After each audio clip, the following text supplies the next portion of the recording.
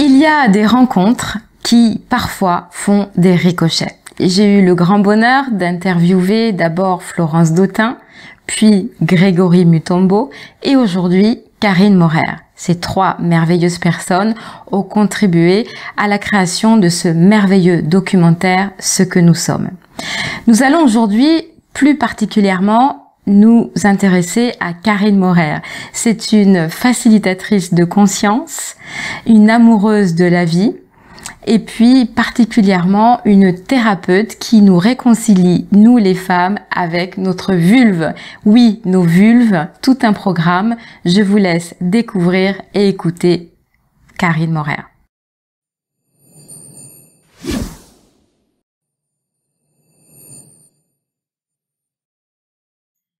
Alors, dans ma quête des personnes authentiques qui contribuent à un monde meilleur, j'ai le grand plaisir, le grand bonheur aujourd'hui d'interviewer Karine Maurer. Facilitatrice de conscience, elle est aussi belle mais pas que, intelligente mais pas que. Elle a surtout énormément de choses à nous apprendre, à nous les femmes, mais aussi aux hommes, à travers notre sexualité, à travers notre vulve, notre matrice.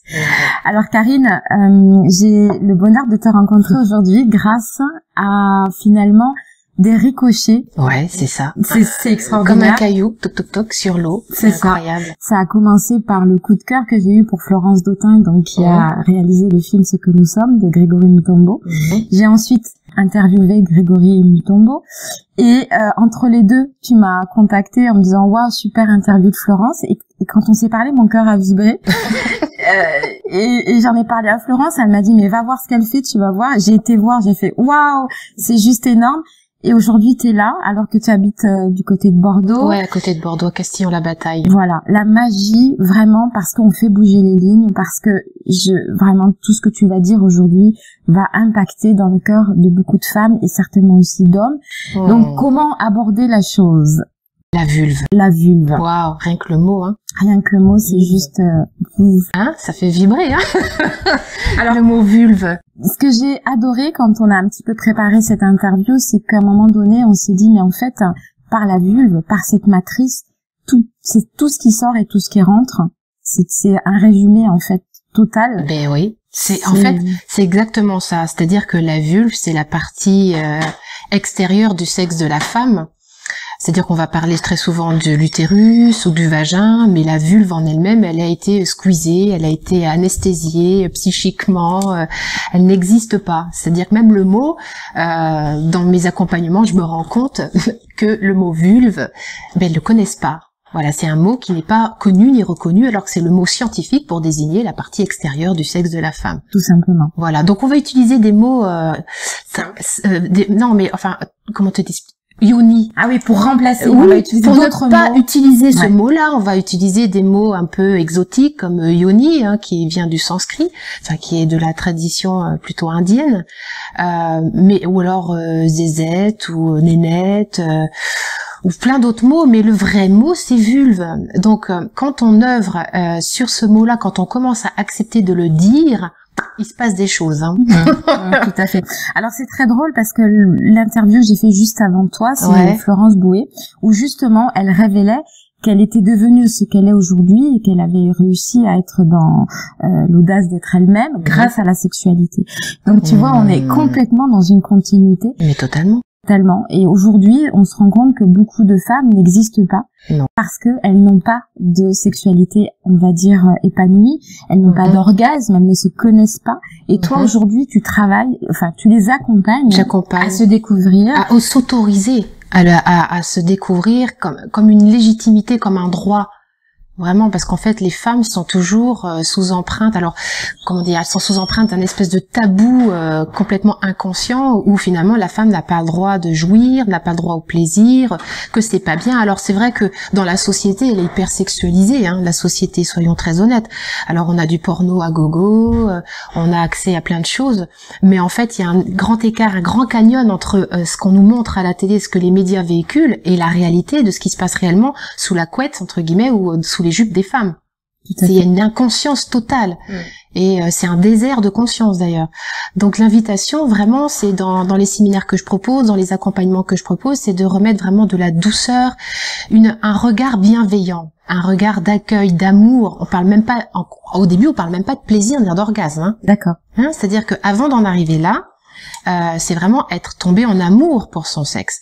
Combien de femmes, quand elles regardent leur vulve, déjà elles la regardent pas. Pour certaines, elles la regardent pas, elles trouvent ça moche, elles trouvent ça laid, elles trouvent ça dégueulasse, ça pue, c'est moche.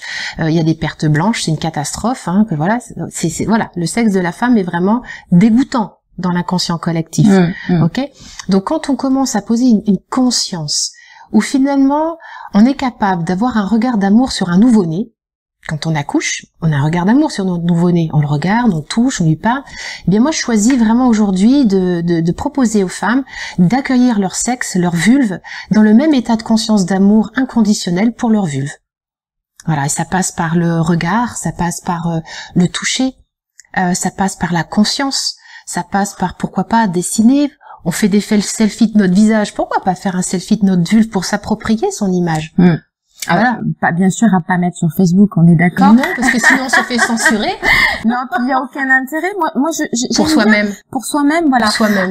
L'idée c'est pas non plus de le vulgariser. C'est une intimité. Non, c'est une intimité pour soi. Voilà, et à partager avec son chéri ou sa chérie. Mais l'idée c'est quand même de aussi, moi, ce que j'ai beaucoup aimé aussi, c'est cette image de maison hantée. C'est-à-dire, c'est de retirer toutes ces mauvaises mémoires qu'on a dans cette partie de soi, soit par des attouchements, soit par des viols, soit par une succession d'un rapport sexuel qui est peu heureux finalement, inconscient à côté. Et qui accumule toutes ces énergies négatives finalement. Et c'est ça qui m'intéresse aussi que tu développes. Parce que je trouve ça. Disons que en fait notre vulve, pour moi, n'est que la conséquence de des inconsciences de nos aïeux déjà. De la façon, moi j'aime bien poser la question aux femmes, dans quelles conditions est-ce que vous savez comment vous avez été construite? Est-ce que vous avez été désirée? Est-ce que c'était un acte sexe? Est-ce que votre maman a ressenti du plaisir? Mais tout ça, ça conditionne. C'est une voie de passage, la vulve. Hein, une voie de passage. Hein, donc voilà, dans la façon dont mon père et ma mère se sont rencontrés sexuellement, c'est quand même énorme de savoir quelle est la charge de droit ou de non-droit à Eros. Hein, elle a vraiment à l'amour et au plaisir érotique. Est-ce que mes cellules, de quoi je suis chargée, quoi? Est-ce que c'était juste pour, je suis l'issue, par exemple, d'être un acte de procréation, hein, de devoir avoir des enfants? Est-ce que l'acte sexuel n'était, voilà, est-ce que dans mes cellules je garde ça? En quel cas, souvent, je vais faire l'amour avec cette arrière-pensée de faire des enfants. Mais finalement, c'est très très rare, hein, les individus qui ont été créés dans ce plaisir de la sexualité libre. Oui. Moi, j'interroge. C'est rare. Moi, j'interroge. On est, je crois, presque de la même année de naissance. On fait pas partie de cette génération où on faisait forcément l'amour pour l'amour. Il y avait derrière des attentes, procréation, des obligations, c'est ça, parce qu'on était mariés. C'est ça. Voilà, le devoir conjugal. Le devoir conjugal. Mais nous portons tout ça, hein, vraiment dans notre chaudron, dans notre bassin. C'est pour ça que je parle des femmes intégrales. C'est-à-dire que intégrer la conscience dans chacune de nos cellules. Et la vulve a besoin que nous y revenions avec une conscience qui inclut tout et qui ne juge rien, que nous choisissions en fait doter de notre vulve tous les fantômes du passé, que ce soit, on parlait tout à l'heure des attouchements, mais pas que les nôtres, hein. C'est-à-dire que quand on a vécu des attouchements dans notre propre vie, il faut bien savoir que souvent ce sont des choses qui ont été vécues aussi derrière, hein. L'inceste, par exemple, souvent ça arrive de très loin, hein. C'est toute une lignée. Donc quand il y a un inceste qui est vécu dans une famille, en général, c'est que derrière, il y a eu beaucoup de... Voilà, l'arbre est porteur de cette énergie inceste et incestuelle. Donc, de pouvoir libérer notre vulve, notre vagin et notre utérus de ces emprises incestuelles et d'inceste, comment te dire, on nettoie tout un arbre généalogique. gynécologique en plus. Gynécologique. Voilà. Alors, j'aimerais insister aussi sur quelque chose. On n'est pas là pour prôner la sexualité libérée, c'est-à-dire, à tout va, ça y est. Non, c'est pas du tout ça. Hein. C'est vraiment se réapproprier son corps déjà d'une part. C'est ça. Son plaisir, son propre plaisir, la décision de jouir ou de pas jouir, en Exactement. fait, et de prendre conscience aussi de tout ce que ça peut apporter d'un point de vue créatif, légitime, et redonner notre puissance en tant que femme ou qu'homme. Hein. Bon, là, on parle de la femme en l'occurrence, on parlera après de l'homme, c'est aussi très intéressant. Et voilà, c'est plus ça. Voilà, et c'est vrai qu'on confond quand on dit une sexualité libérée, c'est pas je fais l'amour n'importe quand et avec n'importe qui. Non, c'est que je suis consciente du oui qui m'anime et du non. Une sexualité consciente, c'est-à-dire que la femme, elle a besoin d'apprendre, c'est un apprentissage, on nous apprend pas ça, on nous apprend souvent à être disponible et de répondre aux désirs de l'homme, mais on n'apprend pas à contacter, ça fait pas partie de nos cellules à contacter notre propre désir. Ok, donc ça veut dire, avoir une sexualité consciente, c'est que je suis capable de sentir mon oui, mais ça veut dire aussi que je suis capable de contacter mon non quand c'est pas ok. C'est-à-dire que je suis sujet. Je sujettise, je suis pas une femme objet où je réponds pas que au plaisir, au bon vouloir de l'homme, mais je suis capable de connecter un désir qui est dedans, là, qui s'alchimise, et de le faire monter, voilà, et de me rendre disponible, d'être un creuset pour accueillir mon homme à l'intérieur. Hein, c'est-à-dire que nous, notre pôle électrique, il est au niveau du cœur. Eux, le pôle électrique de l'homme, c'est le pénis. Si moi-même je suis pleine d'opercules d'abigorneau, que je suis bouchée, c'est-à-dire que je ne peux pas, c'est-à-dire que le pénis, très souvent, en érection, est considéré comme dangereux, ou voilà, il est associé à plein de choses dans l'inconscient des femmes, donc il n'est pas forcément relié non plus à l'homme, c'est-à-dire que pour pouvoir recevoir ce pénis, il faut que moi je puisse être dans mon pôle magnétique, dans mon réservoir, dans mon creuset. Souvent tout ça c'est chargé, donc je peux pas me laisser pénétrer si j'ai pas fait la place. De la même façon, moi pour pouvoir m'ouvrir en bas, recevoir, j'ai besoin de pouvoir que l'homme se laisse pénétrer par mon amour. Donc lui, il est plutôt magnétique au niveau du cœur et moi je suis électrique. Donc il y a comme une circulation. Ok, je te donne mon amour, ton pénis me pénètre, je suis pénétrée et il y a quelque chose comme ça qui tourne. Et là, on est vraiment dans une sexualité consciente. Alors, oui. Qu'est-ce que tu peux dire pour les femmes ou les hommes qui sont dans l'homosexualité ou voilà, qui justement une femme qui va aimer les femmes n'a pas besoin d'être pénétrée forcément. Comment ça se passe justement pour Il y a toujours en fait, et c'est comment dire, l'énergie elle circule. C'est pas forcément un homme et une femme, on est bien d'accord. Mais par exemple, quand une autre femme va pénétrer une autre femme, elle devient électrique. Il y a toujours ce mouvement de pénétration et de don, de donner et de recevoir. C'est pas une question de sexe non plus. D'accord. C'est vraiment une question d'énergie en fait. Que en fait notre cœur, l'être humain en fait, il a un cœur et puis il a un sexe. C'est de pouvoir relier les deux. De relier les deux est très intéressante. De relier les deux et de respirer ensemble. De ce qui rentre et de ce qui sort. Mais bien sûr. Comme sur le cœur. Mais bien sûr. Et là, on est vraiment dans l'énergie yang qui rentre et yin qui sort, du soleil. Bien sûr.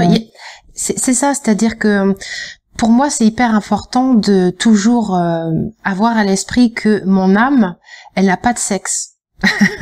Elle est asexuée, elle peut être tout. Elle peut être homme et elle peut être femme. Elle est tout. Elle est androgyne. J'appelle ça le fémiculin, moi. Le fémiculin, c'est rigolo.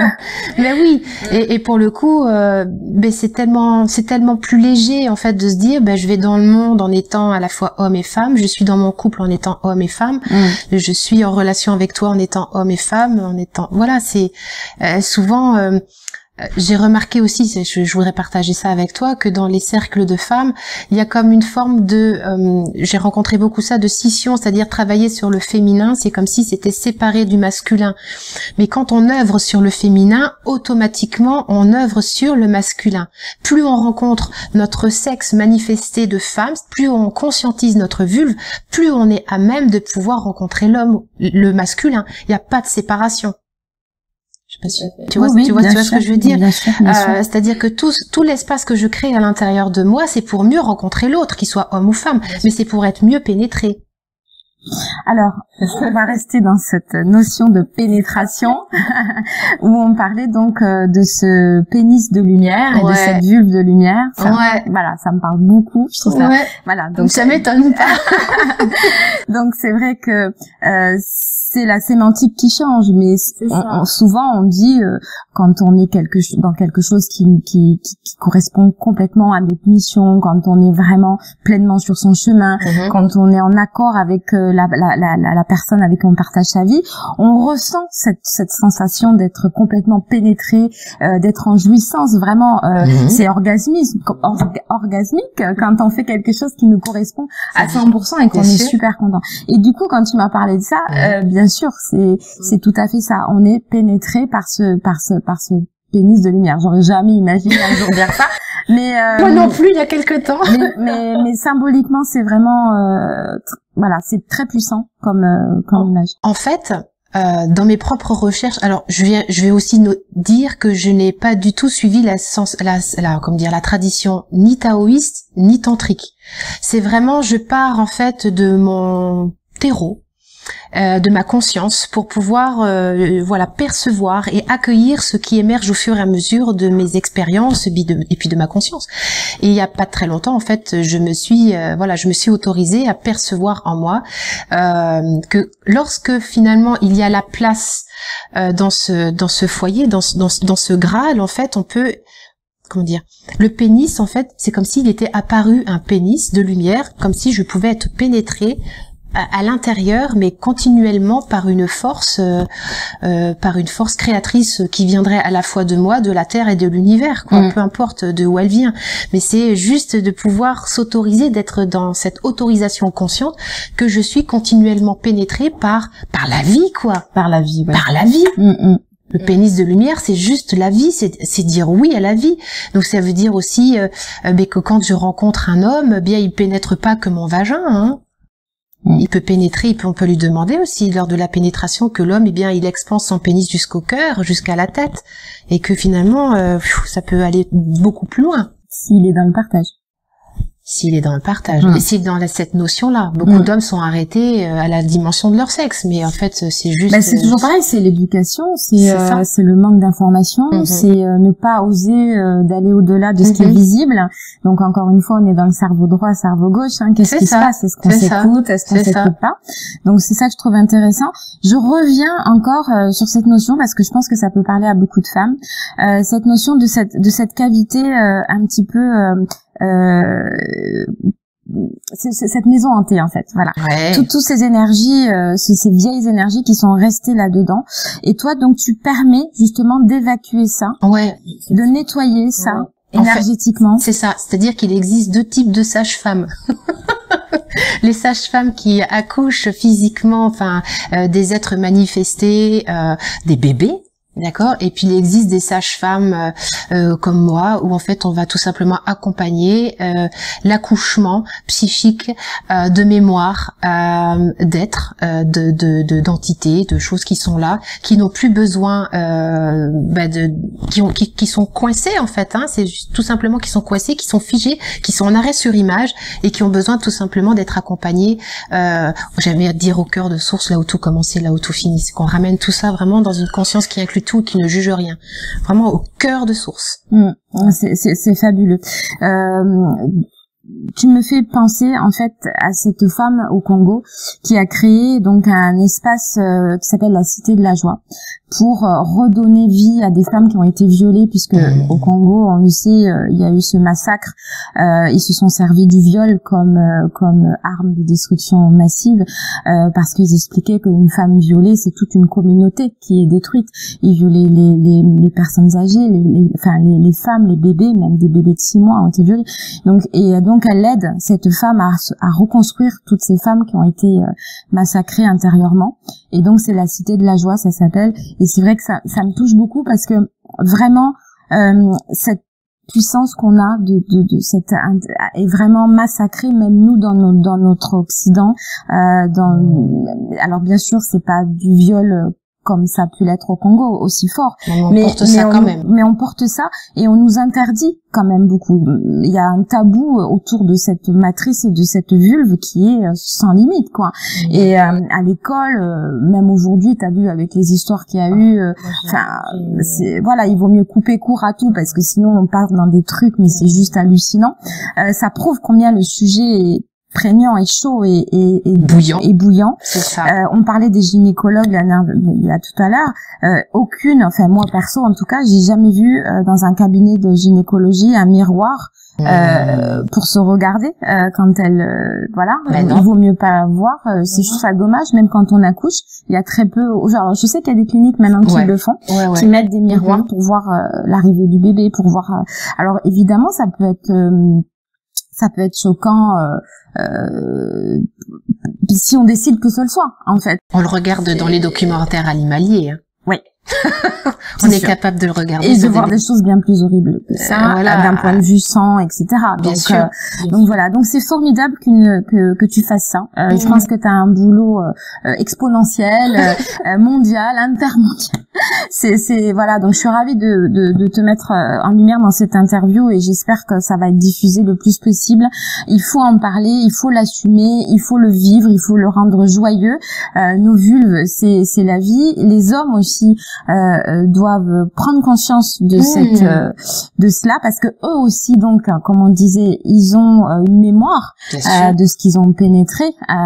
Ils sont castrés d'ailleurs, ils sont restés coincés. Hein. Pardon, mais en fait, à force d'œuvrer, je me rends compte que beaucoup de femmes, en fait, quand elles vont vivre un rapport sexuel fantastique, merveilleux, en fait, elles gardent en mémoire, ou même quelquefois pas merveilleux du tout, mais quand il y a eu des attachements, en fait, on peut garder des pénis psychiques à l'intérieur de la matrice, à l'intérieur du vagin, et pour le coup il y a comme une forme de nostalgie ou un attachement en fait. Voilà, et pour le coup moi je rencontre beaucoup d'hommes dont le pénis énergétique n'est pas totalement incarné, quoi. Je veux dire, il est pas totalement là. Oui, puis bon, il y a beaucoup d'hommes aussi qui ont eu des attouchements et des viols aussi. On a eu aussi, il faut quand même comprendre. Moi, je pars vraiment des deux guerres. On vient, nos lignées paternels, nos grands-parents, nos arrière-grands-parents, nos grands-pères ont vécu des atrocités, hein. Ok, donc ils ont été massacrés pendant les deux guerres, voire les trois, parce qu'il y a eu donc 14-18, 39-45 et puis après Indochine et Algérie. Donc nos hommes ont été massacrés.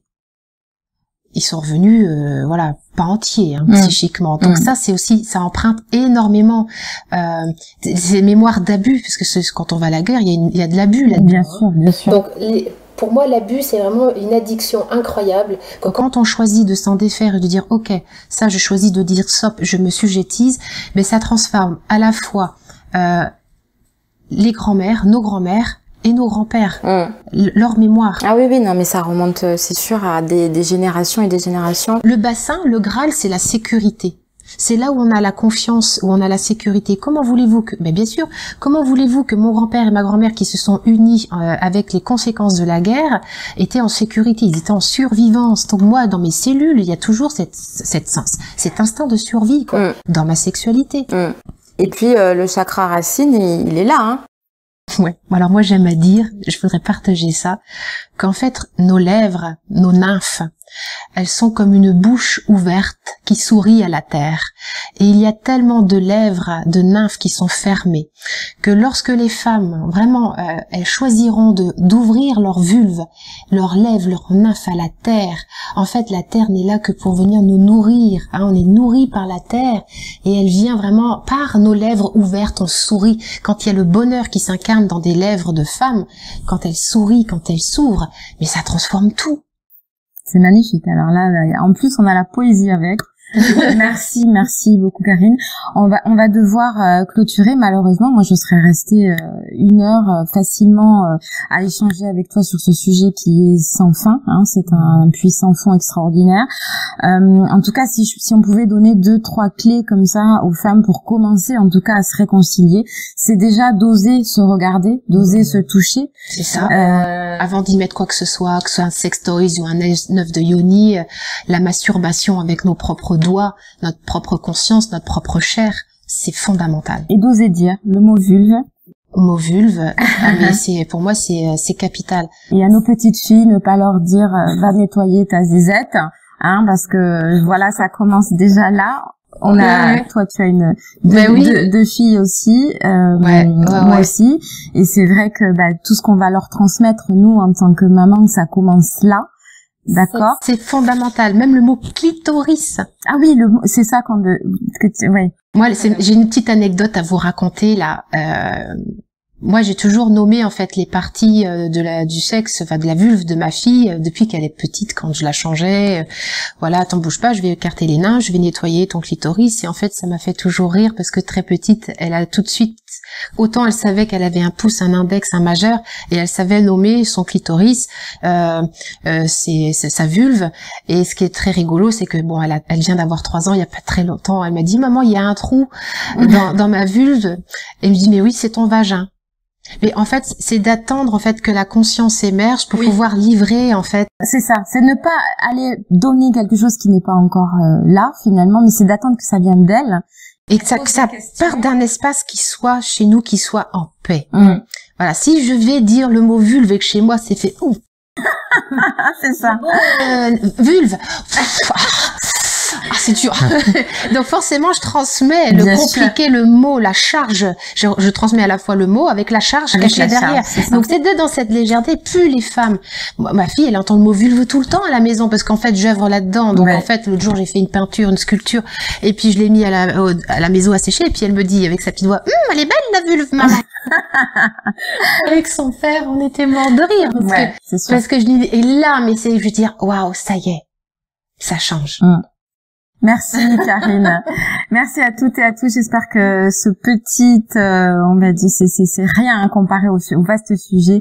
Mais déjà, ça évoque plein de trucs, ça éveille plein de choses. On pourra peut-être refaire. Ouais. Merci à toutes. À bientôt. Au revoir, à bientôt.